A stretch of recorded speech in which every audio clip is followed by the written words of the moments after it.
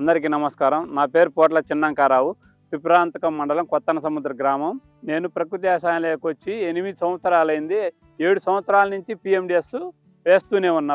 April నెలాఖరులో PMDS చల్లడం జరిగింది. 9 రకాల జాతులు 32 రకాల విత్తనాలను బీజామృతంతో విత్తన శుద్ధి చేసి చల్లడం జరిగింది.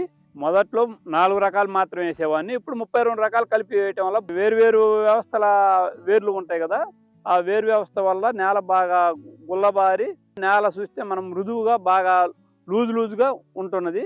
వాటర్ బాగా మంచిగా తీసుకుంటుంది, తేమ శాతం ఎక్కువగా ఉంటుంది.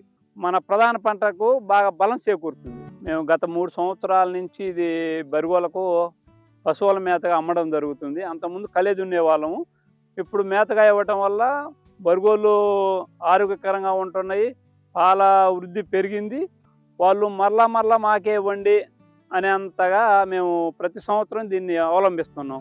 ఈ పిఎండిఎస్ గేదెలకు అమ్మడం వల్ల వచ్చిన ఆదాయం ప్రధాన పంట వేసే ముందు ఖర్చులకు ఉపయోగపడుతుంది. దీనిలో వచ్చే కూరగాయలు, ఆకుకూరలు మాకు ఇంటి అవసరాలకు మంచిగా ఉపయోగపడ్డాయి. మిగిలిన వాటిని అమ్ముతున్నాము, లాభదాయకంగా ఉంది.